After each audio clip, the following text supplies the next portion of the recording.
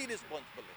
ये तमाम जो दौरे होते हैं वो पाकिस्तान की मीशत को अगर सहारा न दें, और उसमें दो चीज़ें सर फहरिस्त हैं, एक एक्सपोर्ट्स बढ़नी चाहिए और दूसरी इन्वेस्टमेंट यहाँ आनी चाहिए। अगर वज़ीर आज़म के दौरे की वजह से दोनों प्लंज कर रही हैं तो इसका मतलब है उनके दौरों का कोई फ़ायदा नहीं। सो महंगाई भी अपने रिकॉर्ड हाई है, टैक्स रेवेन्यू भी 200 बिलियन रुपए का ऑलरेडी खसारा हो चुका है फर्स्ट क्वार्टर में।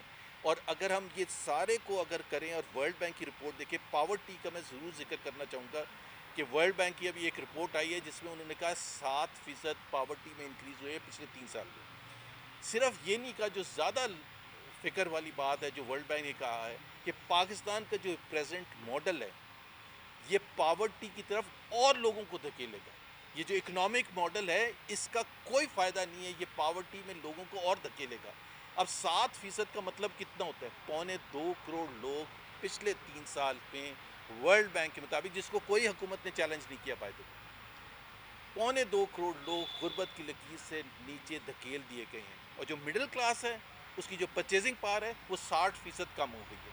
तो अब खुद अंदाज़ा लगाएं कि ये मीशत की हालत है। और इस वजह से हम ये समझते हैं कि हुकूमत जो है बिल्कुल बदतरीन तरीके से फेल हुई है। जो 4 साल पहले हमें बताया गया था, सुनहरे ख्वाब दिखाए गए थे, चाहे वो इन्वेस्टमेंट के हवाले से, टैक्स कलेक्शन के, महंगाई के हवाले से, वो तमाम के तमाम, और सिर्फ रिपीट करने के हवाले से कह रहा हूँ कि बेरोज़गारी 24%, और 24% ये फ्लड से पहले का अंदाज़ा था। अब फ्लड्स के बाद आपको पता है इससे और ज़्यादा होगी, गुर्बत में और ज़्यादा इजाफा होगा। बाकी बातें तैमूर झगड़ा साहब करेंगे आज की।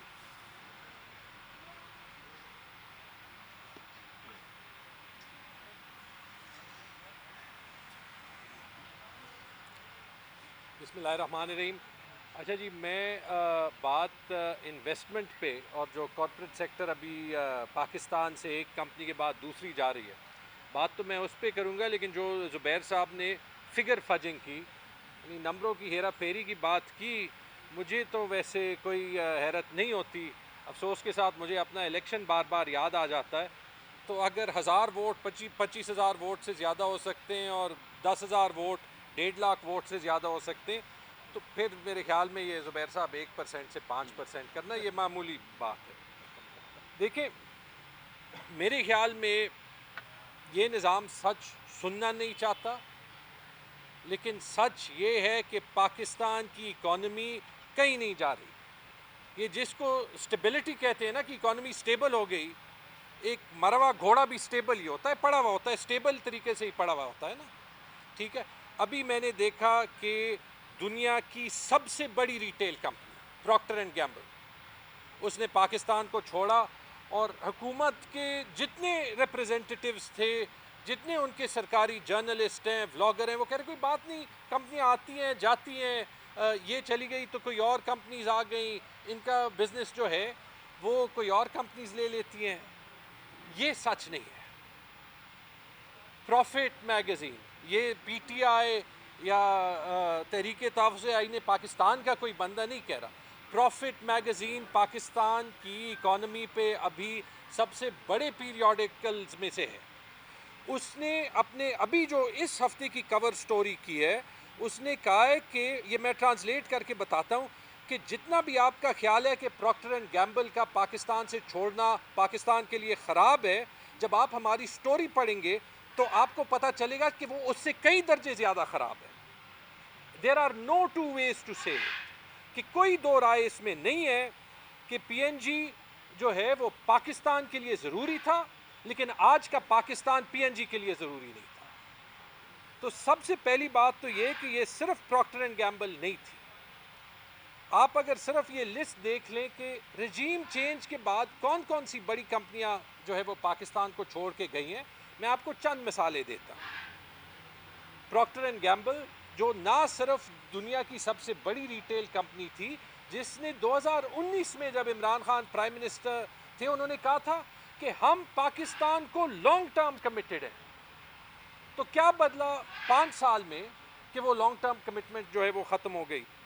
प्रॉक्टर एंड गैम्बल वो कंपनी थी, आप जाएं, लम्स जाएं, जो पाकिस्तान की बेहतरीन यूनिवर्सिटी है, मैं वहाँ पे मैकिन्सी के लिए रिक्रूटमेंट करता था, हमारी जो कंपटीशन होती थी कि कौन सी कंपनी जो है वो टॉप ग्रेजुएट्स उठाती है, वो मैकिन्सी और प्रॉक्टर एंड गैम्बल की होती थी। प्रॉक्टर एंड गैम्बल आज पाकिस्तान में नहीं है, उन्होंने अपने ऑपरेशंस वाइंड अप कर दिए।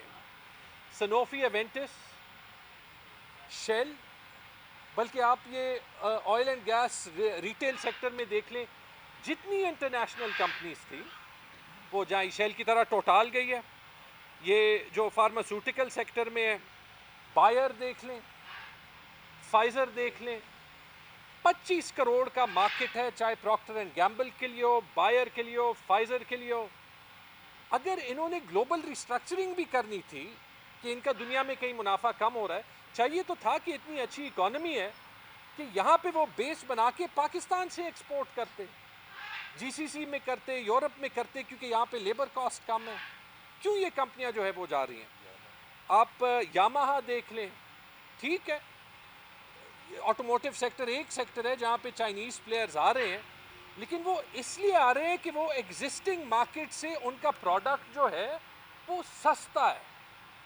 वो आपको लोगों की परचेजिंग पावर नहीं दिखा रहा कि लोगों की कुव्वत खरीद जो है वो ज़्यादा हो गई है।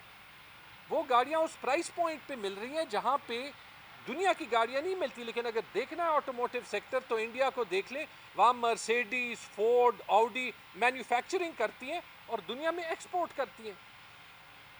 यहाँ पे आपके पास मुश्किल से ये अभी 50 साल बाद ये 2-3 जो है वो चाइनीज़ कंपनीज आई हैं। करीम ने ना सिर्फ यहाँ पे जो है वो ये पूरा जो है वो मोबिलिटी का सेक्टर शुरू किया, करीम का ओनर जो है वो पाकिस्तानी है, मेरा कॉलीग था मैकिन्सी में। करीम ने अपना फ्रंट ऑफिस, बैक ऑफिस दोनों पाकिस्तान में खोले थे। इतना छोटा मार्केट है कि करीम दुबई जैसे छोटे मार्केट में काम कर सकती है, आज भी पाकिस्तान से उसको जो है वो निकलना पड़ता है। माइक्रोसॉफ्ट, चाहिए तो था कि आईटी सेक्टर सारा जो है वो यहाँ पे बिजनेस प्रोसेस आउटसोर्सिंग और क्या क्या करके जो है वो दुनिया को सर्विसेज मुहैया करता। माइक्रोसॉफ्ट ने पाकिस्तान छोड़ दी है।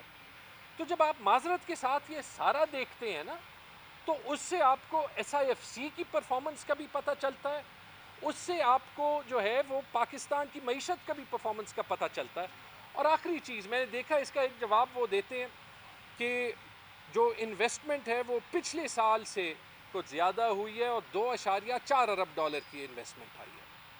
इंडिया में 80 अरब डॉलर की साल की इन्वेस्टमेंट आती है। और जब ये 2.4 अरब डॉलर आप देखें, इसमें 2.1 अरब डॉलर जो है वो रिटेन्ड प्रॉफिट्स हैं। आपको पता है कि स्टेट बैंक जो है वो कंपनियों को बाहर अपना मुनाफा भेजने नहीं देता। जब भेजने नहीं देता तो वो पैसे यहाँ पे रहते हैं, जब वो यहाँ पे रहते हैं तो वो इन्वेस्टमेंट में काउंट करते हैं। जो नई इन्वेस्टमेंट पाकिस्तान में आई है 300 मिलियन डॉलर की है। ज़ुबैर साहब correct me if I am wrong, 300 million dollar. Pakistan दुनिया का 5वां सबसे बड़ा मार्केट, जिसको सिर्फ ये सारी कंपनीज नहीं छोड़ रही, ठीक है, जिसकी एक्चुअल न्यू इन्वेस्टमेंट 300 मिलियन यानी 30 करोड़ डॉलर की है ये एक साल में।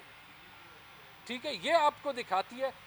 मैंने तो 2 MOUs देखे, एक पत्थरों का MOU 100 अरब डॉलर आने थे ना, और 100 अरब डॉलर के बदले मैंने 2 MOUs देखे। एक पत्थरों के MOU, आपको पता है वैसे MOU की क्या हैसियत होती है, 500 मिलियन डॉलर का कहते हैं MOU है।